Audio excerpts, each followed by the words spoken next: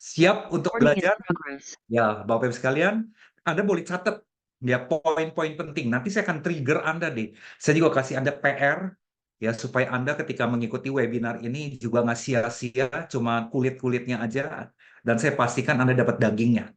Ya, siapkan catatan, siapkan buku, siapkan pulpen, mau catat di HP juga boleh ya.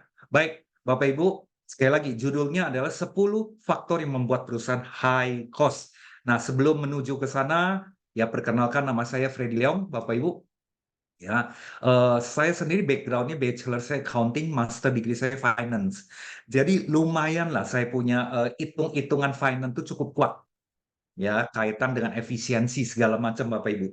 Tapi along the way saya punya karir Bapak Ibu, saya banyak belajar marketing, production, dan saya punya spesialisasi adalah family business transformation, jadi banyak membantu perusahaan keluarga, ya baik itu skala kecil maupun sampai skala besar, mereka mengadopsi professional management, ya family business transformation consulting Bapak Ibu.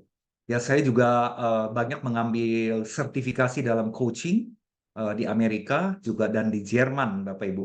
Ya, nah hari ini kita punya topik lebih banyak ke arah bagaimana kaitan dengan efisiensi perusahaan. Ya, itu penyebab-penyebab nggak efisien tuh di mana aja. Ya, oke. Nah, ini adalah saya punya channel sosial media.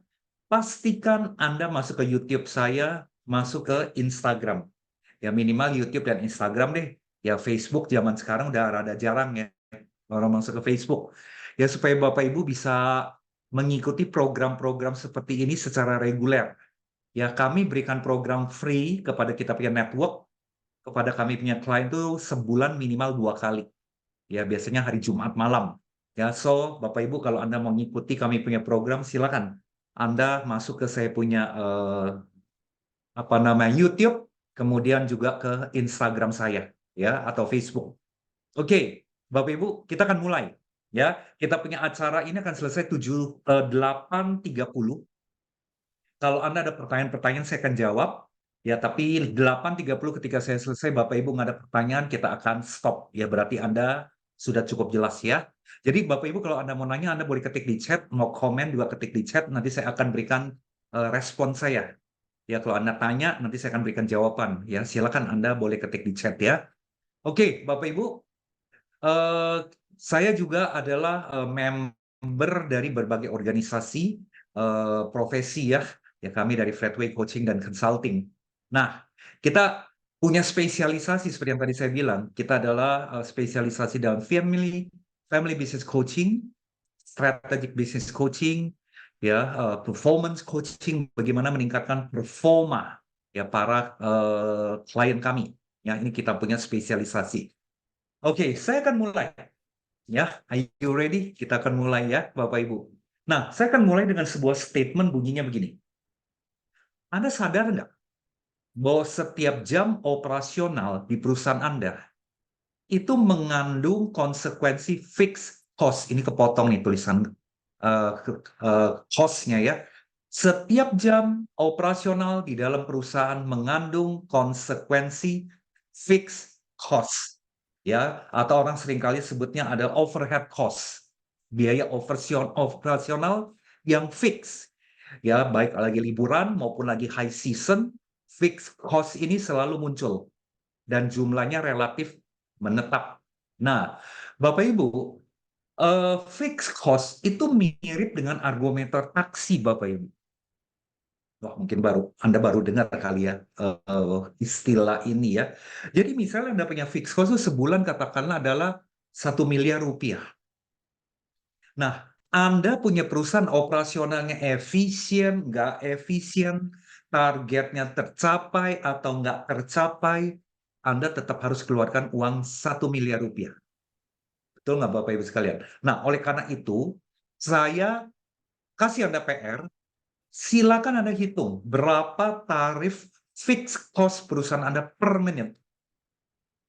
Ya, cara ngitungnya adalah kurang lebih begini Bapak Ibu. Katakanlah Anda punya biaya fixed cost itu 1 miliar. Per bulan 1 miliar rupiah. Lalu katakanlah jumlah karyawan Anda adalah 100 orang.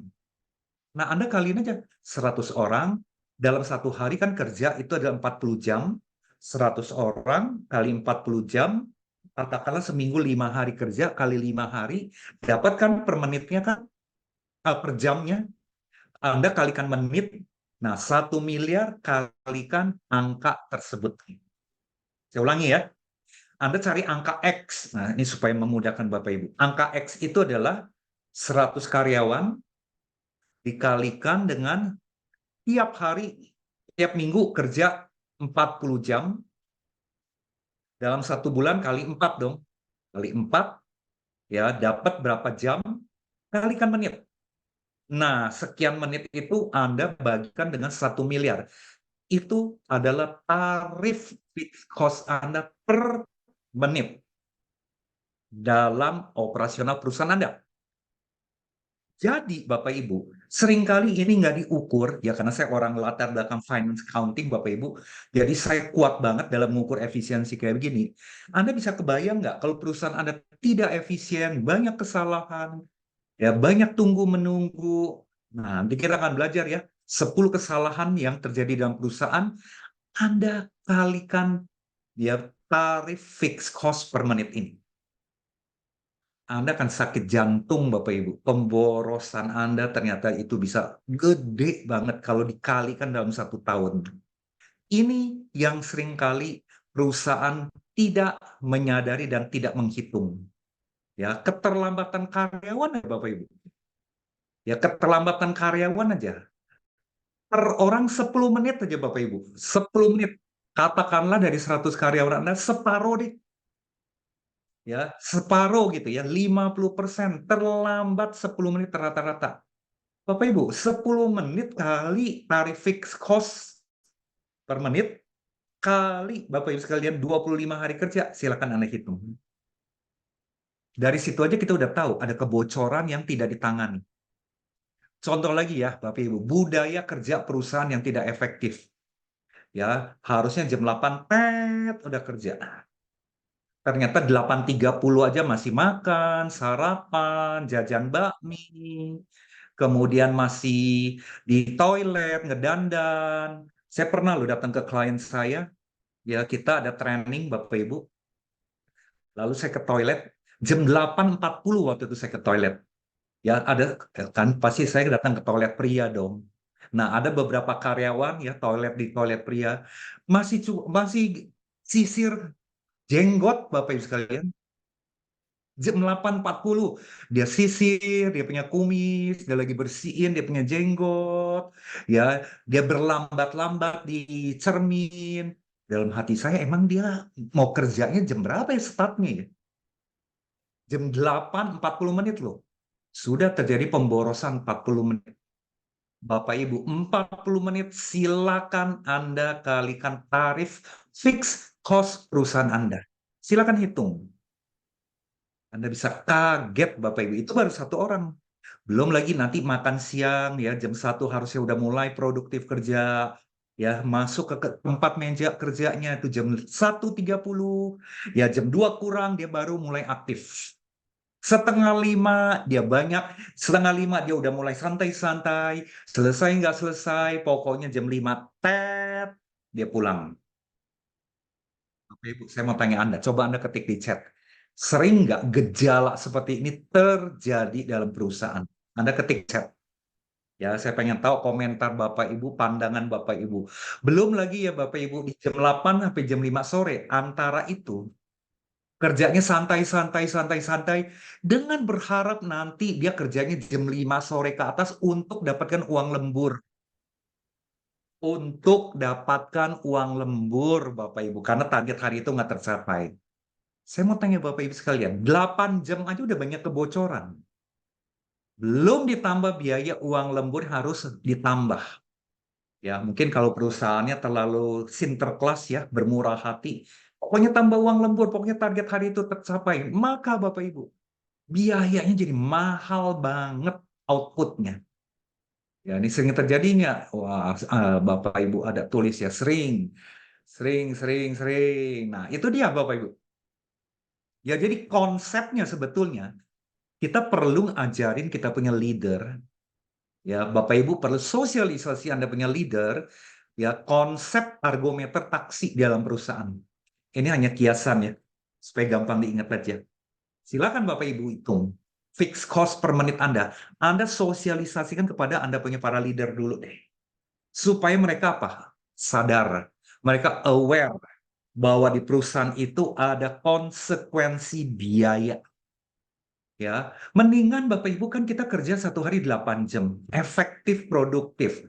Ya, pemborosan itu kita kan kembalikan dalam bentuk bonus. Betul nggak Bapak Ibu? Ya, insentif kepada karyawan ketika mereka kerja produktif. Ya, nah daripada dihambur-hamburkan buat yang enggak gitu loh ya. Ya, sehingga apa? High cost. Nanti saya akan jelaskan di akhir pertemuan hitung-hitungan high cost-nya deh Bapak Ibu. Ya, jadi stay tune sampai 8.30 ya. Oke. Nah, Bapak Ibu sekalian, sementara itu juga ketika perusahaan itu profitnya misalnya berkurang karena inefisiensi. Ada perusahaan-perusahaan bilang, udah cost cutting, kita perlu efisien. Irit sana, irit sini, irit sana. Bapak Ibu sekalian, cost cutting nggak salah. Cost cutting itu pemangkasan ini, misalnya gitu ya. Contoh nih, biasanya seragam kantor buat frontliner, misalnya dulu setahun 2 kali. Sekarang kita mau irit 2 tahun sekali. Sampai frontliner itu baju seragamnya lusuh-lusuh dan sebagainya Bapak Ibu. AC di setengah turunin. Misalnya kayak gitu ya Bapak Ibu ya. Sehingga produktivitas yang mestinya misalnya sehari bisa dapat 100 kilo, ini cuma 60 kilo karena pada kepanasan, banyak yang sakit dan sebagainya. Cost cutting itu Bapak Ibu bisa dipakai hanya dalam kondisi kritis. Cost cutting itu kalau dalam bahasa Indonesia ya, potong biaya sana, potong biaya sini, irit sana, irit sini Bapak Ibu. Ya karena merasa biayanya bengkak. Nah, cara berpikir cost cutting itu salah. Harusnya kita melakukan yang namanya cost optimization. Optimasi. Ya, misalnya kita punya overhead 1 bulan 1 miliar. Bagaimana dengan biaya overhead 1 miliar tidak ada kebocoran? Dengan biaya 1 miliar, kebocoran kita minimalisir. Kalaupun nggak bisa 0%, ya kira-kira 2-3% lah bocornya lah. Ya, kita mau minimalisir, bukan biayanya Bapak Ibu dipangkas. Anda boleh pangkas biaya yang memang nggak perlu ya, itu boleh. Saya gaskan ya. Tapi Anda lihat lagi, kalau Anda cost cutting, Anda main penggal biaya, ada efeknya nggak ke benefit? Ada efeknya kepada outputnya, ada efeknya nggak kepada penjualan, ada efeknya nggak kepada kinerja. Perlu diperhatikan. Jadi bukan hanya lihat satu sisi, hanya iritnya Bapak Ibu. Tapi Anda harus pikirkan, ini kalau saya penggal biayanya, efek nggak ke output? Makanya saya nggak sarankan, belum tentu cost cutting itu membuat Anda jadi produktif. Yang paling utama ranking ke 1, langkah pertama yang Bapak Ibu lakukan kita adalah apa? Optimasi aja. Itu dulu deh. Keluarin 1 miliar, KPI tercapai. Kalau KPI belum tercapai, kita cari cara supaya KPI-nya tercapai. Nah, itu namanya cost optimization. Ya, saya akan comeback lagi tentang cost optimization nanti di akhir. Nah, sekarang kita akan belajar, ya, Bapak Ibu sekalian, mindset-nya. Kita akan belajar mindset-nya Bapak Ibu sekalian tentang kebocoran-kebocoran di dalam perusahaan. Nah, saya mau ajak Bapak Ibu lihat gambar ini ya. Coba Bapak Ibu lihat gambar ini sebentar. Nah, lihat ya. Gambar ini ya, Bapak Ibu. Oke, udah. Nah, Anda lihat ya. Ini ada 4 orang di kapal, ada bocor. Kenapa kita bisa lihat ini ada bocor? Ya, udah pasti lihatlah. Kapalnya kemasukan air kan, Bapak Ibu? Ya, di sini ada kebocoran-kebocoran. Kebocorannya enggak diperbaiki. Tapi sibuk, Bapak Ibu sekalian. Yang ngeluarin air dari kapalnya.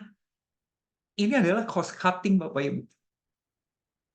Hanya sibuk irit, penggal biaya, tapi justru akar masalahnya kebocorannya nggak diperbaiki. Ya, Malah kalau kita lihat di sini ada 2 orang di belakang, dia bilang, "Untung bukan bagian kita yang bocor." Dia cuma lihat, dia cuma ketawa, ya orang yang lain gitu ya, sibuk ngeluarin air. Nah, ini banyak banget terjadi dalam perusahaan Bapak Ibu sekalian.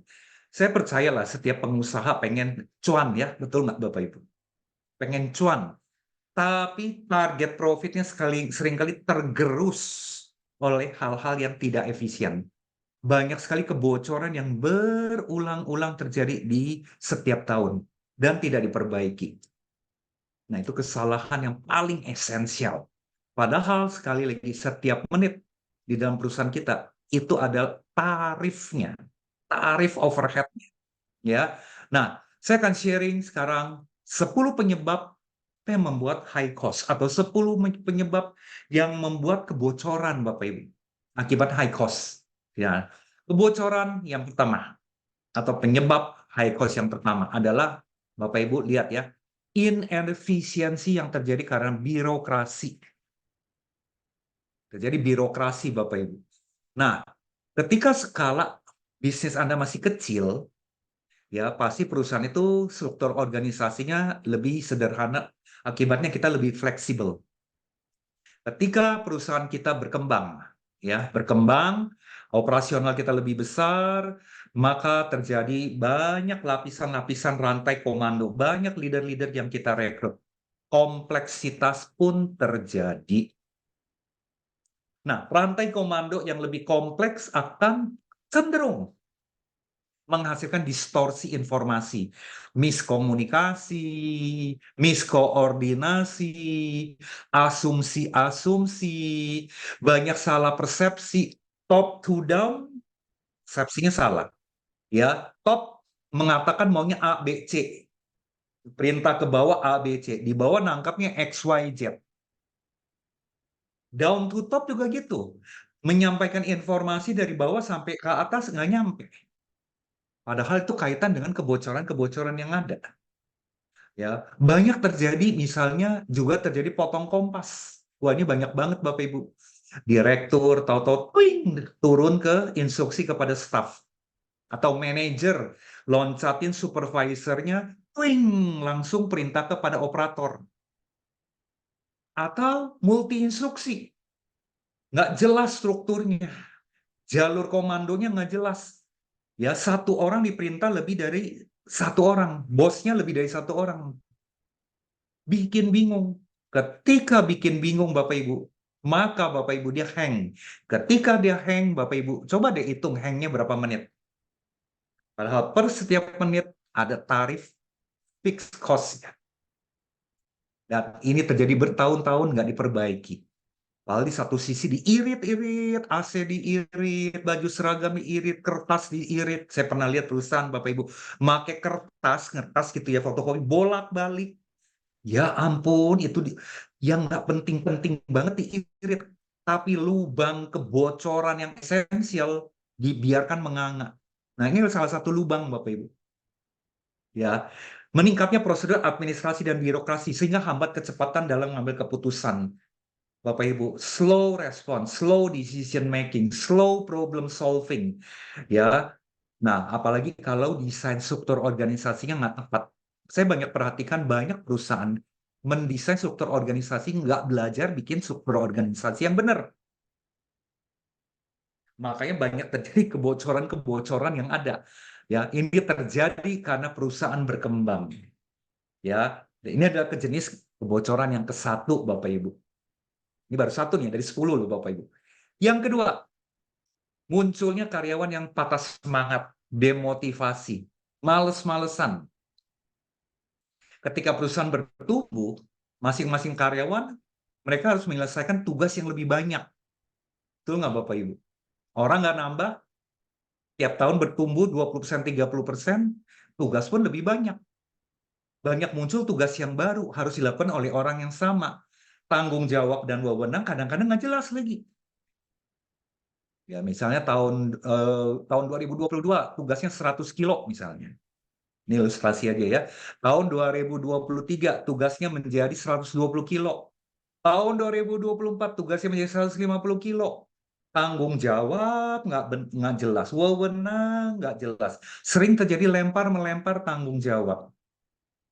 Akibatnya apa, Bapak Ibu? Orang jadi patah semangat. Ya, meningkatnya target akan seringkali mengurangi kemungkinan interaksi dengan karyawan yang lain. Sehingga akhirnya apa? Penurunan produktivitas, kerja males-malesan.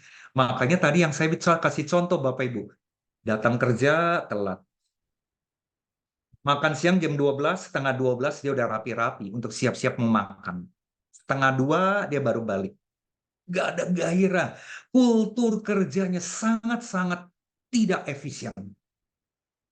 Ya, sekali lagi Bapak Ibu, kalau Anda hitung ya, saya challenge Bapak Ibu, Anda menghitung 8 jam kerja. Anda coba, ini kalau kebetulan Anda direktur, business owner, manager ya, Anda perhatiin deh. 8 jam kerja, Anda catat besok kalau perlu. Hari Senin. Rata-rata telat berapa menit sih? Rata-rata jam setengah 9 langsung kerja nggak sih? Rata-rata mau menjelang jam 12, mereka itu udah santai-santai jam berapa? Catat deh. Rata-rata aja Anda lakukan penelitian, Anda melakukan observasi. Ya, saya rasa sih ya Bapak Ibu, rata-rata tuh 1 jam loh yang terhilang. Untuk satu orang loh Bapak Ibu. 1 jam yang terhilang Bapak Ibu. Anda hitung dengan tarif yang tadi. Maka Anda bisa terkejut dan terkaget-kaget dengan pemborosan yang terjadi. Ya, kenapa bisa kayak begini? Nah, karena karyawan yang demotivasi, yang bosen, apalagi karakternya dia buruk. Nah, ini yang menjadi lubang kebocoran yang kedua. Yang ketiga, koordinasi yang kurang efektif di dalam perusahaan antar bagian. Ya, ketika bisnis itu berkembang, bertumbuh, omset bertumbuh 20%, 15%, 30% tahun Bapak Ibu. Maka beban kerja pun akan bertambah. Nah, koordinasi dan pemberdayaan karyawan akan menjadi lebih sulit. Betul nggak Bapak Ibu? Dulu kalau karyawan 10 orang, dengan hari ini Anda 50 orang, atau 100 orang, koordinasi kan semakin sulit. Apalagi kalau nggak dibenahin. Ya, lebih akan sulit berhubungan sehari-hari dengan para pekerja dan bangun lingkungan kerja yang kondusif. Ya, saya kasih contoh. Manajer, emang Anda tahu problem-problem apa yang ada di level staff operator secara cepat? Apalagi kalau misalnya Bapak Ibu Anda baru tahu ada problem di bawah itu 2 bulan kemudian, 3 bulan kemudian, atau sebulan kemudian Bapak Ibu sekalian. Lambat. Kebocoran itu ngalir terus. Ya, leadernya juga kurang bisa mendengar aspirasi bawahan. Sibuk. Leadernya sibuk, manajernya sibuk, GM-nya juga sibuk. Kebocoran-kebocoran yang di bawah tidak terdeteksi. Ya, akibatnya apa? Ya, akibatnya Bapak Ibu sangat sulit sekali melakukan pengawasan yang baik, apalagi kalau sistem di perusahaan kita masih belum efektif. Ya, hasilnya ya Bapak Ibu tahulah menanggung biaya yang lebih besar. Anda punya produktivitas, output dengan biaya terlalu mahal karena kurangnya koordinasi. Nah, ini terjadi nggak di perusahaan Anda? Anda coba cek. Ya, Anda bisa diskusikan. Ini lubang yang ketiga. Lubang yang keempat, manajemen karyawan yang buruk. Jadi perusahaan itu managing people-nya itu belum ada sistem. Saya ulangi ya. Cara managing people-nya belum disistemkan. Ya, Bapak Ibu, yang terjadi adalah apa? Ya, Anda ada manajer A, manajer B, manajer C. Dia cara kelola karyawannya akan menggunakan dia punya versi. Bayangin Bapak Ibu, Anda misalnya punya 5 manajer, datang dengan versi yang berbeda-beda, cara memimpin karyawannya. Enggak distandarisasi. Maka yang terjadi, ya Anda bisa kebayang ya, chaos banget. Miskom, yang paling kelihatan ketika yang saya sebut chaos adalah miskomunikasi, miskoordinasi. Terjadi kesalahan yang berulang-ulang. Pemborosan waktu. Banyak sekali terjadi error, rework di dalam produksi, barang-barang reject. Ini kenapa bisa terjadi kayak gitu? Karena manajemen karyawan yang tidak efektif. Ya, leadership style-nya nggak berubah, Waktu 10 orang karyawan dengan 50 orang karyawan, kemudian bertumbuh jadi 100 karyawan, sekarang 150 karyawan, leadership style-nya nggak berubah. Padahal Bapak Ibu, saya yakin Anda setuju, ketika organisasi kita berkembang, bertumbuh, tantangan bisnis semakin berkembang, menantang, gaya kepemimpinan kita kan perlu kita perbaharui. Nah, ini enggak. Makanya jangan heran banyak banget terjadi hang Bapak Ibu. Ya, pemborosan. Nggak ada standarisasi leadership style. Nggak fokus ngebenahin people development dengan produktif. Yang produktif itu dikit. Mayoritas itu nggak produktif. Ketika ada karyawan-karyawan yang nggak produktif, ingat kembali argometer taksi, Bapak Ibu. Betul nggak Bapak Ibu? Argometer taksi kita akan running terus loh. Dia nggak akan nunggu. Dia kan nggak akan nunggu Bapak Ibu. Ya, konflik internal terjadi, politik kan terjadi, budaya kerja. Ya tadi yang saya bilang ya budaya kerja datang telat, nggak apa-apa.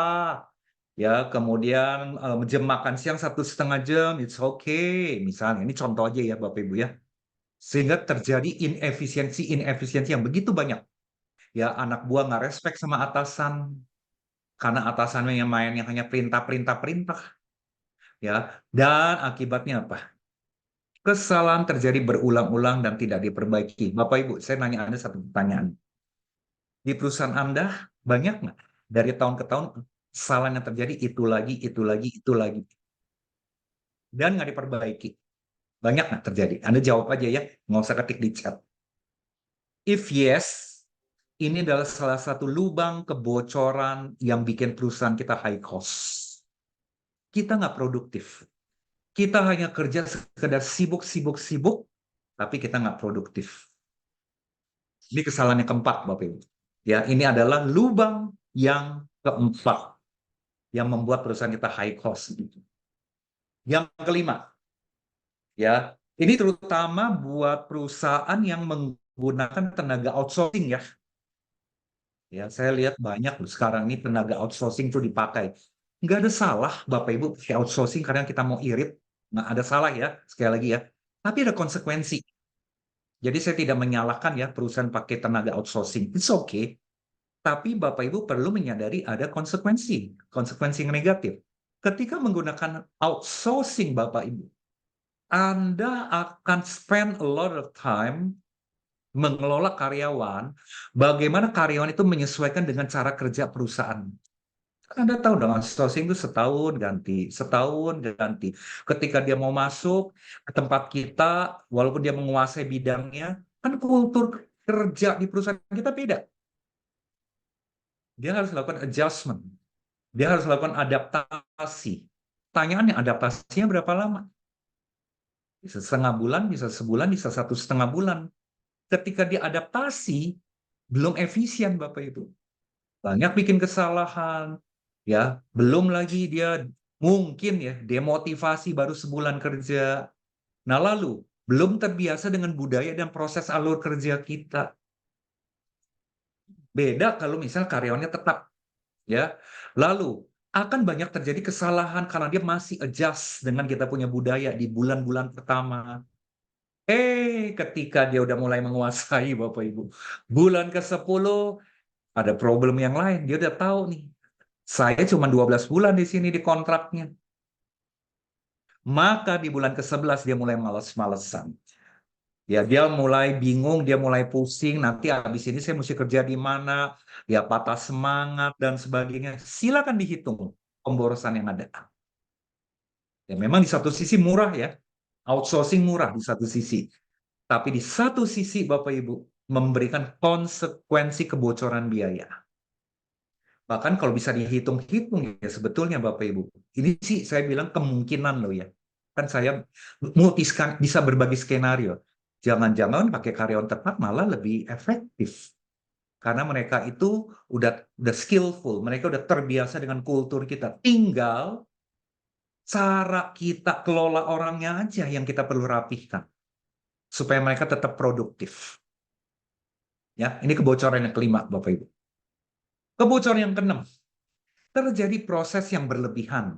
Wah, ini banyak banget Bapak Ibu. Contoh ya, proses yang berlebihan atau berbelit-belit, birokrasi yang berbelit-belit, terlalu over control, sisdurnya nggak sederhana, atau produk Anda variasinya terlalu banyak. Palu gada apa lu mau gua ada. Ya, nggak salah sih palu gada Bapak Ibu sekalian, asal dengan catatan perusahaan Anda udah cukup efisien. Ya, saya punya pengalaman ya, 20 years saya keliling berbagai perusahaan 20 tahun Bapak Ibu. Ketika kita misalnya, Bapak mau apa kita kasih, Bapak mau apa kita kasih, itu nggak apa-apa, itu customer service yang excellent ya Bapak Ibu. Tapi Anda perlu perhatikan kemampuan resources internalnya kita udah cukup belum memberikan pelayanan yang seperti itu.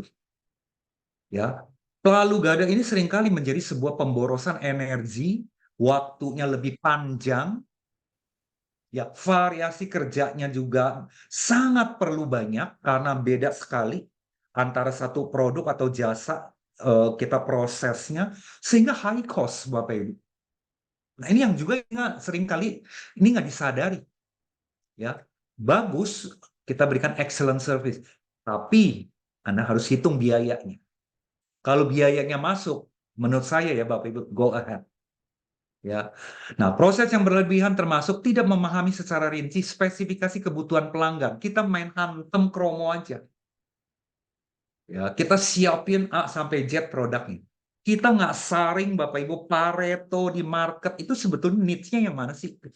Kenapa kita nggak lebih fokus saja ya? Nah, kita kekurangan data, kita tidak lakukan market research, kita tidak lakukan competitor analysis Bapak Ibu. Kita tidak lakukan fit and proper, kita tidak lakukan fit ya market and product fit analysis, nggak match. Sehingga apa yang kita lakukan prosesnya waste Bapak Ibu, berlebihan. Ya, proses yang berlebihan juga terjadi banyak sekali. Misalnya kita mengulang atau mengoreksi pekerjaan terlalu berlebihan, kontrolnya terlalu berlebihan. Ada orang yang over control, ada yang under control. Ada yang, waduh, sistemnya jelimet banget gitu loh. Ya, ada proses-proses yang redundant, maksudnya double, tapi kita nggak pangkas. Itu yang membuat sebuah proses sampai memberikan output kepada pelanggan jadi panjang banget. Kita nggak pernah evaluasi customer journey map. Kita tidak pernah evaluasi business process map-nya kita. Kita just running as usual. Kita menggunakan bisnis proses yang 5, 6, bahkan 10 tahun yang lalu tanpa kita evaluasi. Apakah ini efisien atau tidak? Nah, ini Bapak Ibu sekalian, ini yang menyebabkan high cost juga. Ya. Jadi yang keenam ini Bapak Ibu, proses yang berlebihan. Coba Bapak Ibu cek di tempat Anda. Ini terjadi apa enggak? Ya, is it happen in your company? Ya, proses yang berlebihan, yang rada lebay lah Bapak Ibu. Nah, yang ketujuh, kebocoran yang ketujuh. Menurut saya ya Bapak Ibu, yang paling banyak salah satu kebocoran adalah masa tunggu. Ini yang paling banyak Bapak Ibu menurut saya. Dan ini nggak disadari. Ya, contoh keputusan yang lambat di top management. Yang bawah udah memberikan usulan. Ya, lalu misalnya supervisor udah kasih usulan kepada manajer. Manajer udah ajukan kepada GM. Di GM pending. Ketika di Uber, GM baru kasih direktur. Direktur pun pending. Padahal di operasional nggak bisa nunggu lagi. Saya kasih Bapak Ibu contoh. Ini terjadi dalam satu klien saya dulu banget ya Bapak Ibu. Jadi ada satu tempat koridor Bapak Ibu, itu lampunya itu mati. Dan akibatnya Bapak Ibu itu mengganggu line produksi tertentu. Sehingga terjadi kesalahan tuh lumayan sering. Nah, supervisor produksi udah ngajukan beli lampu, ganti lampu kepada manajer. Manajer tarsok. Akhirnya di Uber sama supervisor, manajernya baru ke GM. Sampai di level GM, itu permintaan beli lampu doang loh Bapak Ibu sekalian. Tunda di meja kerjanya dia karena GM-nya super sibuk. Dan Bapak Ibu sekalian, akhirnya buntut-buntutnya ya, beli lampu itu kira-kira butuh kira-kira 40 hari baru turun. Anda tahu kenapa turunnya? Kenapa? Karena waktu itu direktur lagi keliling ke line of produksi, Bapak Ibu. Lalu dia ngobrol dengan salah satu supervisor. Nah, supervisornya mengeluhkan tentang itu. 40 hari loh, baru lampu itu turun loh, Bapak Ibu. Nah, ini adalah masa tunggu. Dan ini banyak banget terjadi. Variasi macam-macam tentang masa tunggu ini. Keputusan yang lambat di top management. Terjadi nggak di perusahaan Anda? Kemudian, middle management yang nggak berani ambil keputusan. Ya, di bawah ada masalah, ya perlu pemecahan masalah, solusinya. Nah, apalagi ini terjadi di perusahaan-perusahaan yang top manajemen itu sangat controlling. Jadi manajernya takut salah. Manajernya nggak berani ambil keputusan. Semua keputusan-keputusan itu harus di puncak yang ngambil. Ya, Bapak Ibu ngapa nggak teler ya top manajemennya ya. Apalagi kalau dia banyak urusan, apalagi kalau perusahaannya banyak, ada 3, ada 4, Bapak Ibu. Apalagi misalnya gitu ya, si direktur itu jarang datang ke perusahaan tersebut. Maka Bapak Ibu, keputusan-keputusan penting pending. Ya, manajer mungkin udah berulang-ulang gitu ya, ingatkan direktur, tapi responnya very slow. Dan akhirnya ya Bapak Ibu sekalian, operasional di bawah sangat terganggu. Nah, ini adalah kebocoran menurut saya yang paling halus, yang paling tidak disadari oleh perusahaan. Dan sering kali nggak diperbaiki. Kerjanya masa tunggu. Ya, atau Bapak Ibu, layoff kerja yang nggak efektif. Ya, misalnya ya prosesnya dalam sebuah proses itu ada proses A, B, C, D, E misalnya. Proses A untuk menuju ke proses B ke lantai 3. Dari proses B misalnya ya ke proses C Bapak Ibu harus turun lagi ke lantai 1. Anda bisa ngerti nggak maksud saya Bapak Ibu? Terjadi waiting period karena layoff yang tidak selaras. Buang waktunya lumayan Bapak Ibu. Sehingga terjadi kebocoran waktu. Ingat, konsepnya adalah argometer taksi. Ya, ini kata kiasan, semoga Bapak Ibu gampang ingat. Atau beban kerja yang nggak merata, sehingga tunggu-tungguan. Atau penjadwalan kerja yang nggak merata. Ya, termasuk Bapak Ibu, masa tunggu ini adalah lempar-lemparan. Oh, ini bukan bagian saya. Dia berasumsi itu ada bagian orang lain. Bagian yang lain juga nggak merasa di bagiannya saya. Ya, akhirnya dalam rapat koordinasi baru lempar-lemparan Bapak Ibu.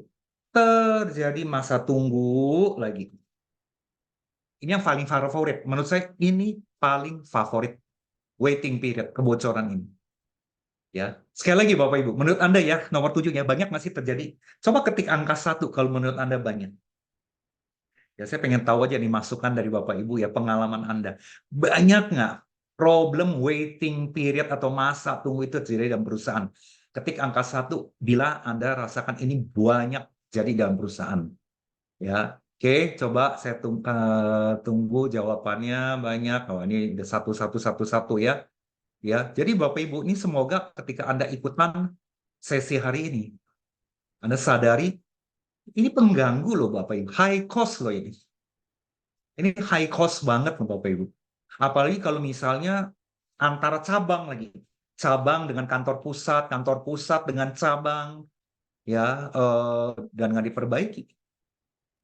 Nah, macetnya nanti di titik tertentu. Oke, thank you Bapak Ibu udah berikan masukan ya. Satu ya.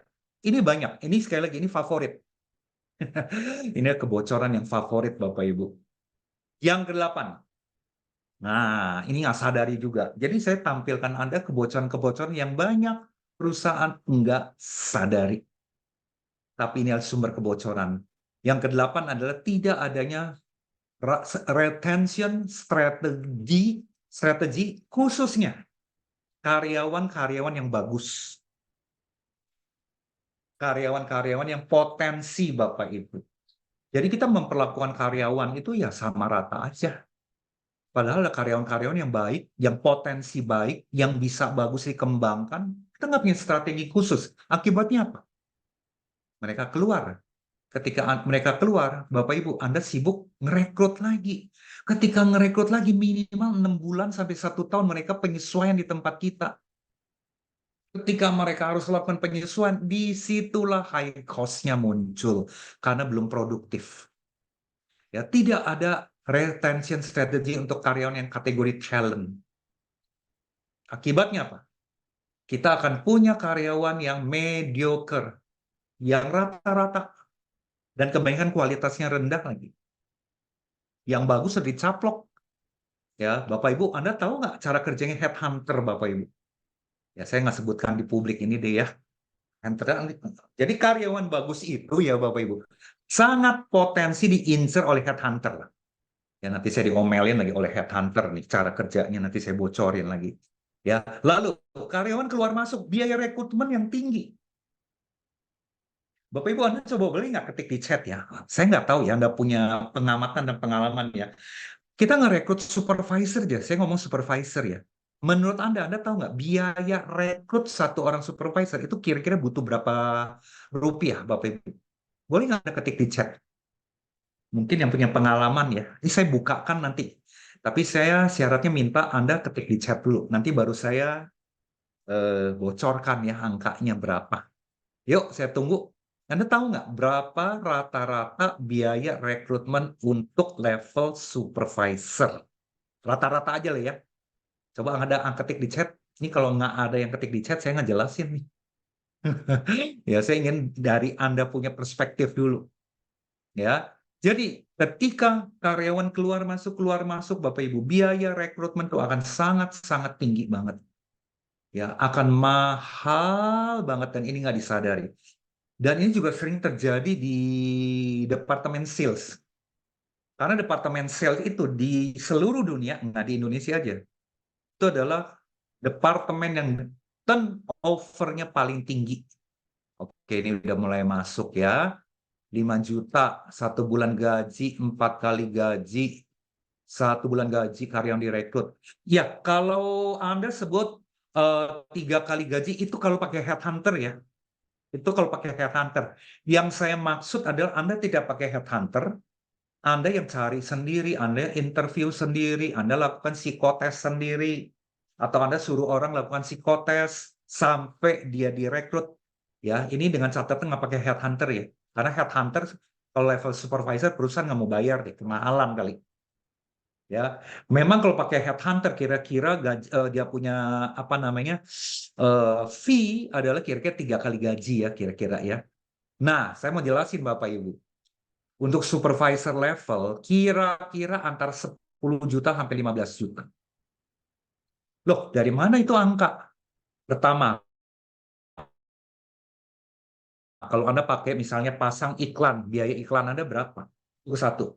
Yang kedua, Anda HRD kan Anda lakukan sortir kan? Anda sortir siapa yang oke segala macam. Emangnya biaya sortir itu nggak ada biaya overhead gajinya si HRD? Kan biaya gajinya HRD jalan kan Bapak Ibu. Waktu dia sortir, dia baca surat segala macam. Ini kalau mau diteliti, di riset berapa jam tuh? Lalu dia panggil, dia tes. Belum dites ke luar kalau memang pakai tes yang di luar. Ketika udah semakin mengkerucut, di interview berlapis, manajernya ikutan interview. Manajer yang interview kan ada argumennya, biaya gajinya dia. Betul ya, Bapak Ibu? Nah, itu di total antara 10 bisa sampai 15 juta. Anda bayangkan, kalau tempat kerja kita turnover keluar masuk, keluar masuk, keluar masuk, keluar masuk. Kalau yang keluar itu adalah karyawan yang jelek, prestasinya ya kita sih bersorak-sorai ya, kita senang ya. Tapi yang potensi ini keluar masuk Bapak Ibu, Anda hitung deh kebocorannya berapa. Ya. Belum lagi banyak tahapannya, baru masuk 2 hari ngilang. Nah itu dia, generasi Z hari-hari ini. Udah disaring, udah diinterview sampai monyong-monyong, udah kita udah capek-capek. Baru 3 hari dia kerja, dia lihat lingkungan kerjanya, celingak-celinguk, dia lihat atasannya model kayak begini. Aduh, nggak cocok banget, atasan yang cuek. Mungkin nggak galak, mungkin nggak galak nih atasannya, tapi atasannya cuek, ya tidak ada orientation program, keluar dia Bapak Ibu. Ketika dia keluar, Anda rekrut lagi. Nah ini dia, high cost yang selanjutnya ada di sini. Ini yang ke-8. Ya, atau ada biaya pelatihan lagi. Ya, kalau misalnya perusahaan-perusahaan yang rutin ya 3 bulan pertama dilatih, di training. Ini banyak loh terjadi di bidang sales tuh Bapak Ibu.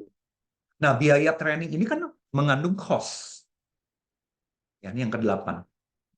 Yang ke-9, sistem maintenance yang buruk di dalam perusahaan.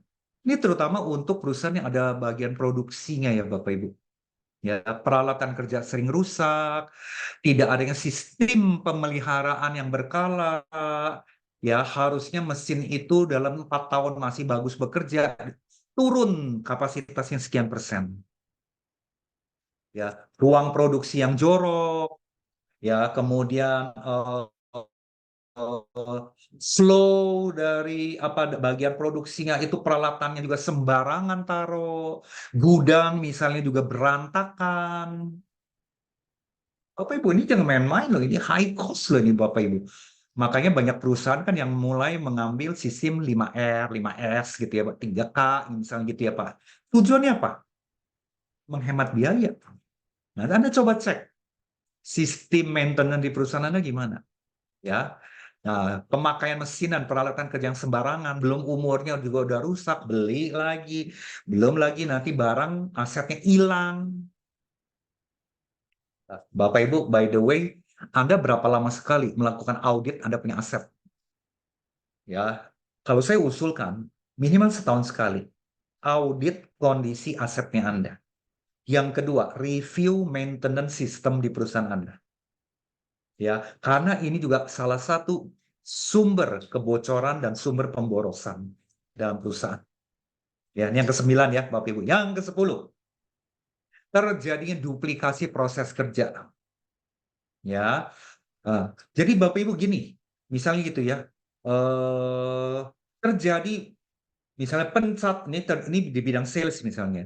Ya di bagian sales ada pencatatan datanya apa, belinya apa segala macam. Lalu nanti di bagian administrasi nyatet lagi. Di bagian piutang nyatet lagi data yang sama. Ya. Kemudian di accounting nyatet lagi. Jadi satu rangkaian itu bisa terjadi mencatat data yang sama. Ini contoh. Ini yang disebut duplikasi proses kerja. Akibatnya apa? Ya high cost dong.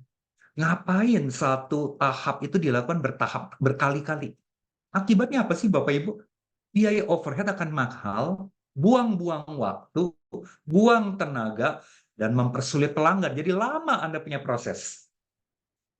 Coba Anda cek di perusahaan Anda, ada nggak duplikasi proses kerja? Nah, jadi ketika saya sudah tampilkan 10 ya kebocoran yang membuat high cost Bapak Ibu, apakah ada gunanya? Anda irit-irit biaya tapi 10 kebocoran itu menganga lebar. Jadi intinya Bapak Ibu, ayo kita harusnya fokus cost optimization. Cost cutting hanya dilakukan dalam konteks yang sangat terbatas. Ya, intinya adalah begini Bapak Ibu. Kenapa bisa terjadi ya kebocoran-kebocoran yang menganga dari tahun ke tahun? Menurut saya ya Bapak Ibu, ada 3 dosa besar. Ada 3 dosa besar Bapak Ibu. Kenapa kebocoran menganga bertahun-tahun? Yang pertama, terjadinya paradigm freeze. Paradigm freeze itu artinya mindset-nya beku, nggak mau berubah, Bapak Ibu. Kalaupun mau berubah, nggak mau belajar. Mana bisa berubah tanpa belajar, tanpa di-upgrade para leader-leadernya. Jadi mindset-nya masih mindset yang lama. Ya, paradigm freeze ini istilah yang dipakai oleh Stephen Covey ya dalam Seven Habits. Yang kedua, perusahaan menggunakan cara yang sama dengan kondisi pertumbuhan bisnis yang berbeda. Bayangkan, di mana nggak kebocoran terjadi. Yang ketiga, dosanya perusahaan. Hanya fokus pada cutting cost saja. Bukan cost optimization. Saya sekali lagi tidak menyalahkan dan tidak bilang cutting cost itu salah, bukan. Tapi itu hanya pakainya terbatas.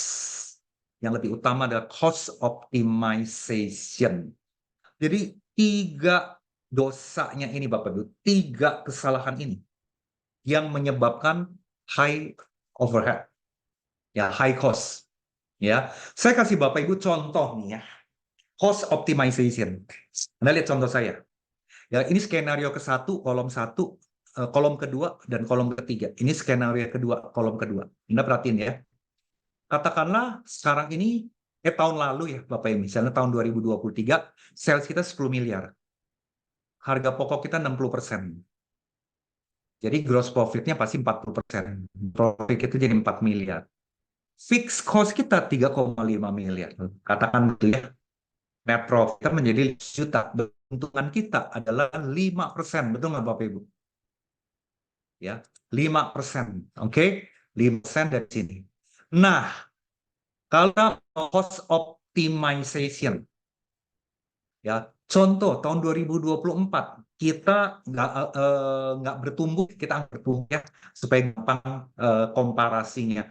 Fixed cost-nya tetap 3,5. Biaya operasional fixed cost tetap 3. Tapi saya mau efisiensikan seluruh proses, efisiensikan seluruh SDM, saya mau produktifkan, saya mau tingkatkan. Kebocoran-kebocoran itu saya mau kelola. Dari 10 itu Bapak Ibu. Tadinya 10 miliar, saya mau targetkan 12 miliar. Tanpa saya nambahkan orang, tanpa saya tambahkan sumber daya yang lain. Saya mau maksimalkan, saya mau tutup kebocoran-kebocoran itu. Anda lihat, ketika 3,5 ini saya bisa mencapai sales target 12 miliar, dengan tetap harga pokok 60%, Anda perhatikan, saya akan dapat profit 1,3 miliar. Jadi artinya Bapak Ibu, ketika saya optimasi biaya 3,5 miliar sebagai fixed cost, dengan naikkan 20% penjualan, Anda lihat ya, dan naikkan 20% penjualan, maka Bapak Ibu, saya punya profit, Anda lihat ya, pertumbuhannya Anda lihat nih, 2 kali lipat, 200% Bapak Ibu, 200% lebih. Sales dinaikin 20%, profitnya naik 20%, 200%. Betul nggak? 200% loh. Ya, profitnya 5% menjadi 10%, kan 2 kali lipat. Ini adalah the powerful of cost optimization. Optimasi biaya. Nah, Bapak Ibu, kalau versi perusahaan Jepang, ya itu terkenal di dunia, ya waste yang ada di dalam perusahaan ada yang dikenal namanya 7 waste. Nah, saya tidak jelaskan, tapi ini sekedar Anda tahu, Anda mau screenshot juga boleh bagi yang belum pernah dengar. Nah, salah satu adalah waiting period. Ini ada kebocoran-kebocoran yang fokusnya kita mau tutup, kita tutup. Ya. Nah, kami punya program yang namanya LMC System, Bapak Ibu. Di mana yang kita benahi adalah Leadership Management Coordination System yang menjadi sumber berbagai kebocoran. Ya, saya sebagai konsultan udah belasan tahun, Bapak Ibu, saya memperhatikan biang kerok, biang keladi, akar masalah. Kenapa perusahaan bocor? Adalah di LMC sistemnya. Ya, di LMC sistemnya. Nah, di sini saya lihat ada beberapa pertanyaan dan komentar ya. Oke, saya bacain dulu nih sebelum saya lanjutkan nih Bapak Ibu. Dari Pak Budi ya. Kalau duplikasi proses kerja tujuan untuk security backup terjadinya miss, apakah itu termasuk pemborosan? Asal nggak lebay, Pak. Ya, kalau sifatnya cross check, bukan duplikasi loh. Cross check itu oke. Tapi kalau satu jenis pekerjaan ada 2-3 kali pengulangan, nah itu yang disebut duplikasi. Tapi kalau cross check oke. Ya, yang sifatnya cross check oke, Pak. Kemudian dari Pak Anton, saya perhatikan sumber kebocoran paling banyak adalah leadership, Pak. Bukan ya, pemimpin itu artinya leadership. Sedangkan C-level ada posisi yang tidak tersentuh. Apakah ada cara mengatasinya? Susah, Pak. Kalau C-levelnya nggak mau berubah, ya nggak mau berubah ya, C-level nggak mau berubah, ini kan membawa pengaruh ke bawah-bawah. Nah, bagaimana nih cara ngatasinya? Anda kasih aja nanti rekaman saya punya webinar malam, ya. Jadi Bapak Ibu, webinar yang kali ini akhirnya kita rekam. Kalau Bapak Ibu butuh link ya YouTube-nya, nanti Anda kontak marketing kami. Coba Anda berikan kepada Anda punya top management supaya beliau juga dibukakan pikirannya, ya. Oke, Pak Barlian bilang sekarang sudah menjadi 8 ways, 8 ways, betul Pak? Thank you ya untuk masukannya. Nah, saya akan akhiri begini Bapak Ibu. Bapak Ibu kalau ada pertanyaan silakan nanya ya. Anda perhatikan ya, 10 permasalahan penghambat utama target kenapa nggak tercapai. Anda lihat ya, sumbernya dari mana Bapak Ibu? Anda lihat ya. Anda baca nih Bapak Ibu. Kurang adanya persepsi yang sama atasan, bawahan, dan antar bagian. Kurangnya koordinasi. Kurangnya perencanaan. Anak buah kurang terampil dalam skill teknis. Atasannya kurang buat mudah anak buah. Penyelesaian masalah yang lambat. Mindset, attitude yang negatif. Ya contoh tadi ya, datang telat, jam kerja telat, habis makan siang nggak segera kerja. Kulturnya, aduh, toxic deh. Kesalahan berulang yang tidak diperbaiki. Karyawan resisten terhadap perubahan. Banyak terjadi pemborosan dan dengan efisiensi. Saya mau tanya Bapak Ibu, kalau mau ngebenahin ini, mulai dari mana? Kan pasti dari C-level. Kalau C-levelnya aja nggak mau turun, nggak mau terlibat ngebenahin, ya kebocoran akan menganga terus-menerus. Makanya penting banget Bapak Ibu sekalian, leadership management coordination system di perusahaan kita. Which is kita betul-betul harus perbaiki. Tujuannya apa? Kebocoran ini kita mau tutup. Kebocoran ini hanya bisa ditutup kalau ada otoritas dari leader. Betul nggak Bapak Ibu? Kalau leadernya itu nggak punya, nggak mau turun, saya mau tanya, Anda bisa mengubah nggak? Nah, mungkin kan, Bapak Ibu sekalian ya. Nah, jadi singkat cerita Bapak Ibu sekalian, ya hari ini punya webinar. Ini jadi introspeksi Bapak Ibu, ya 10 kebocoran ini terjadi di tempat Anda. Ya, sharing aja Pak, harus ada komitmen dari top management untuk bisa mengaplikasikan. Sangat-sangat setuju Pak Bagian. Ya, biasanya kalau saya handle perusahaan ya Bapak Ibu untuk menaikkan efisiensi, ya meningkatkan produktivitas. Yang pertama saya akan coaching adalah ownernya dulu. Kalau ownernya adalah si level yang aktif ya, saya akan coaching 1-2 kali pertemuan, saya jelasin dulu, saya bukakan pikirannya. Nah makanya Bapak Ibu kalau Anda butuh si level Anda dibukakan pikirannya, bikin janji aja dengan kami, ya saya akan datang Bapak Ibu, saya akan bukakan, saya akan jelaskan ya kebocoran-kebocoran ini. Nah kita ketika mau di mentor, kita kan minta komitmen. Ya biasanya saya mementor perusahaan menaikkan efisiensi itu butuh 1 tahun. Karena kan pembenahan terus kan. Saya berani garansi Bapak Ibu, Anda hire kami sebagai konsultan untuk membenahi ini semua. Misalnya Anda bayar saya adalah X rupiah. Saya berani taruhan. Hitung-hitungan ya. Penghematan Anda dalam 1 tahun bisa 2X. Hostnya 1X. Anda akan efisien, irit. Kita mau tutup lubang-lubangnya itu 2X. Ya, jadi contoh misalnya, Anda bayar saya 200 juta. Minimal penghematan Anda dalam 1 tahun bisa 400 juta. Bahkan bisa sampai 1 miliar. Nah, ini kami bisa garansi asal komitmen. Nah, tadi dikatakan adanya komitmen untuk betul-betul yuk kerja sama dengan kami. Kita mau perbaiki kebocoran-kebocoran ini. Ya, dari Pak Triadi, kebocoran yang tinggi diakibatkan oleh tingkat turnover karyawan yang tinggi. Betul, Pak. Salah satu. Kenapa bisa kayak gitu? Kita cek dong, atasan langsungnya gimana cara memimpinnya? Ya, kultur kerjanya gimana? Bikin orang betah nggak? Bapak Ibu sekarang generasi Z itu rewel banget loh. Nah, dia nggak senang dikit pindah. Dia punya atasan yang belagu dia pindah. Yang setengah mati HRD. Bolak-balik ngerekrut orang. Bolak-balik cari karyawan baru. Betul nggak Bapak Ibu sekalian? Oke, dari Pak Winsett. Terkait tentang over. Kaitan offer. Bagaimana metode paling efektif untuk menilai potensial talent, serta apakah boleh diberikan contoh retention programnya? Ya, kalau bicara menilai potensial talent, itu kan pasti banyak sekali alat tes ya. Ini benar nih, Pak Wince, kalau saya mau ajak Anda, ya, kalau mau gratisan gitu ya, potensial karyawan nih. Ini saya kasih tips ya, Bapak Ibu. Walaupun saya nggak jelasin di sini. Anda boleh lihat saya punya video di YouTube. Anda coba, Bapak Ibu sekalian, harus tes yang namanya multiple intelligence-nya dia. Saya ketik di chat ya, Bapak Ibu ya. Multiple intelligence. Bapak Ibu, setiap Anda lakukan rekrutmen, Anda cek multiple intelligence-nya dia. Nah, ini tulisannya. Nah, boleh nggak multiple intelligence ini kita apa namanya? Kita tes. Ini saya direct message ya.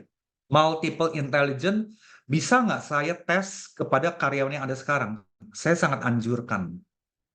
Kita pengen tahu, Bapak Ibu, karyawan kita MI-nya itu, Bapak Ibu, ya, MI-nya itu cocok nggak? Multiple intelligence itu adalah, ya, multiple intelligence itu adalah potensi aslinya yang dari sononya, dari Tuhan deh, kira-kira Bapak Ibu.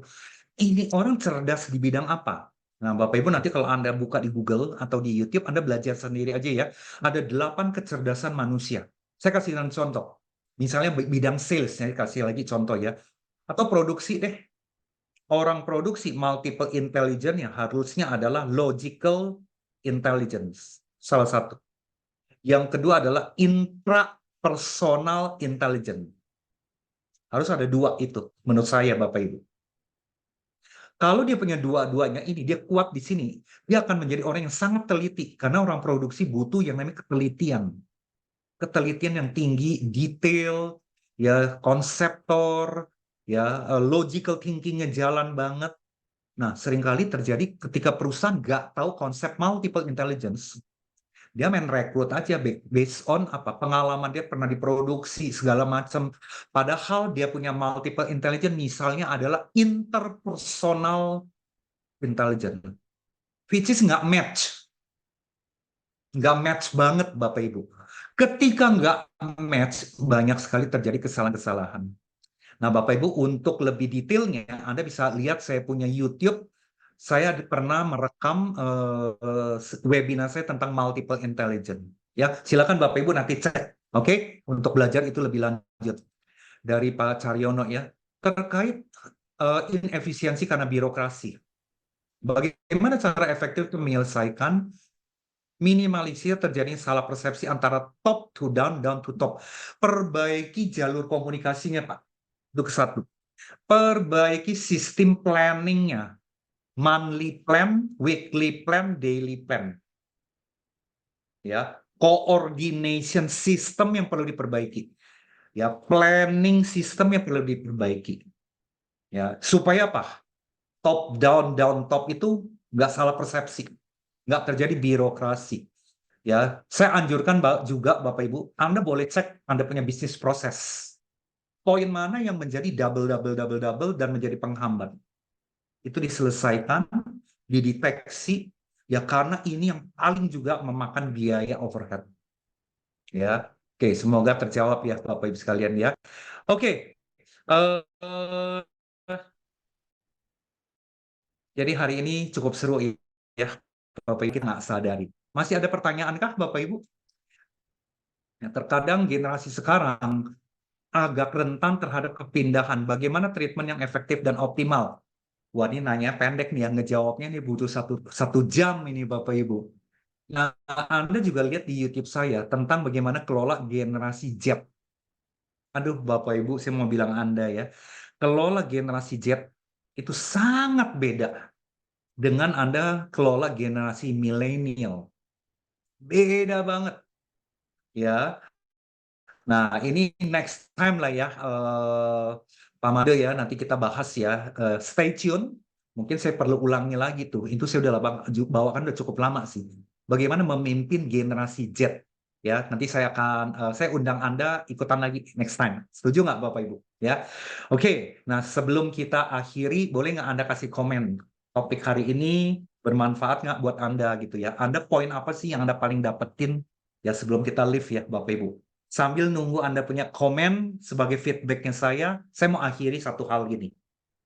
Bapak Ibu sekalian, kita nggak bisa menggunakan cara yang sama dalam mengelola perusahaan dan karyawan ketika tantangan di dalam eksternal itu berbeda.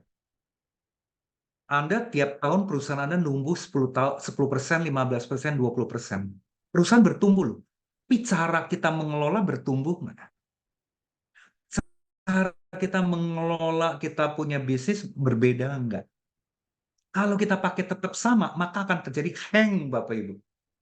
Banyak terjadi inefisiensi. Nah, salah satu biang kerok inefisiensi yang paling utama di leadership-nya, di management style-nya yang masih kuno, coordination-nya yang nggak efektif. Ya, ini yang perlu kita perhatikan, kita benahi. Ya, ini semoga pertemuan malam hari ini ya Bapak Ibu ini memberikan Anda inspirasi ya. Sekali lagi buat Bapak Ibu yang butuh rekaman ini, Anda boleh kontak kami punya marketing. Ya, kita akan berikan link Zoom-nya. Ya, thank you Bapak Ibu sekalian.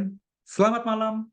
Sampai ketemu lagi dalam topik yang berbeda. Ya,